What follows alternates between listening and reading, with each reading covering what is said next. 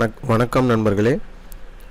ID card software, ஜாதக software, passport maker, இந்த மாதிரி நீங்கள் எந்த சாஃப்ட்வேர் யூஸ் பண்ணாலும் சரி, third party software Windows allow பண்ணுறதில்ல.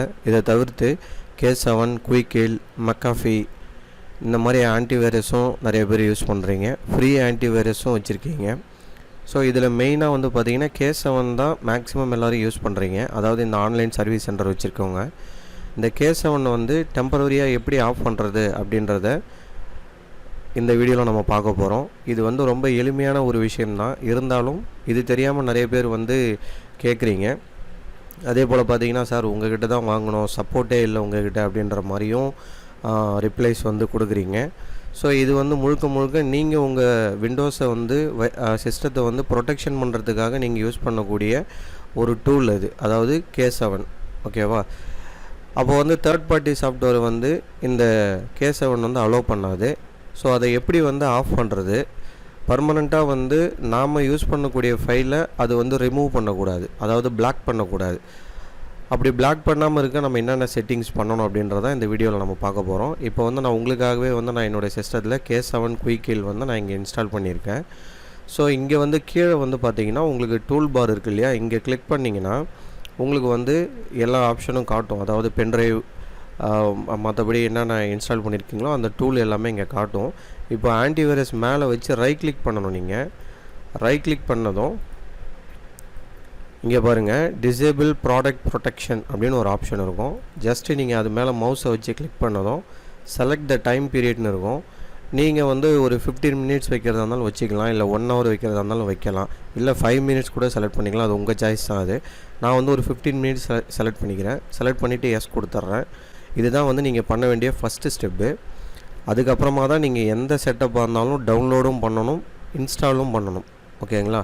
அப்படி பண்ணிவிட்டு நீங்கள் பண்ணிங்கன்னா அந்த ஃபைல் இன்ஸ்டால் ஆகிடும். ஸோ இதில் எந்த குழப்பமும் இருக்காது.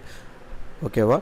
ஃபார் எக்ஸாம்பிள் பார்த்தீங்கன்னா, இப்போ இதை ப்ரொடெக்ஷன் பண்ணியாச்சு, அதாவது ப்ரொடெக்ஷனை டிசேபிள் பண்ணியாச்சு. டிசேபிள் பண்ணதுக்கப்புறம் இப்போ நான் ஒரு செட்டப் இன்ஸ்டால் பண்ணுறேன். இப்போ மீடியாஜன் ஐடி கார்டு சாஃப்ட்வேர்னு வச்சுக்கோங்க. ஜஸ்ட்டு அந்த ஃபைல் மேலே வச்சு நீங்கள் டபுள் கிளிக் பண்ணதும் இந்த மாதிரி ஓப்பன் ஆகும். அதுக்கப்புறம் நெக்ஸ்ட்டு கொடுப்பீங்க. ஏற்கனவே நீங்கள் இன்ஸ்டால் பண்ணி அந்த K7 ஆன்டிவைரஸோ இல்லை மற்ற ஆன்டிவைரஸோ ரிமூவ் பண்ணியிருந்ததுன்னா இந்த மாதிரி 3 ஆப்ஷன் காட்டும். ஆட் ஆர் ரிமூவ் ஃபீச்சர்ஸ்னு ஒரு ஆப்ஷன் காட்டும், ரிப்பேர்னு ஒரு ஆப்ஷன் காட்டும்.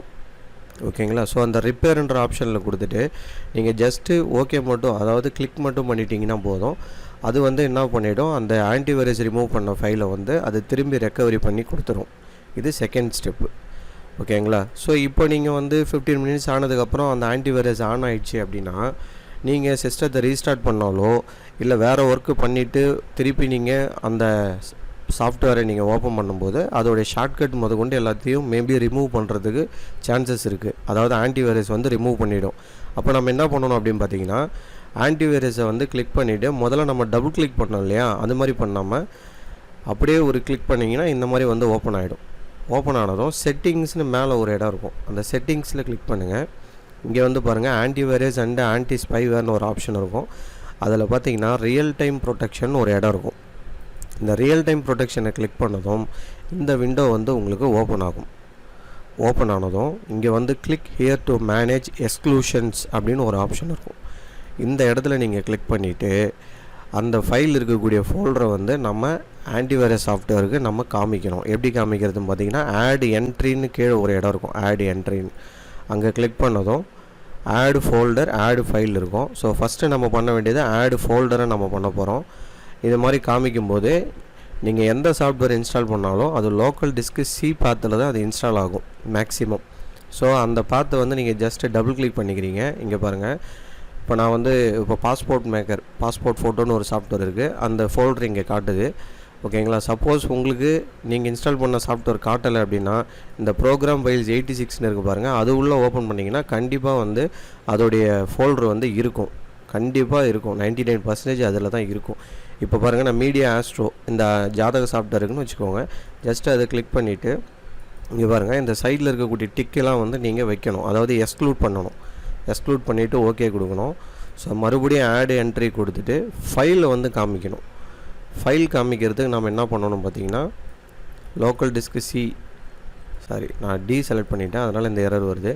சி கொடுத்துட்டு ப்ரோக்ராம் ஃபைல்ஸ் 86 செலக்ட் பண்ணுறேன்.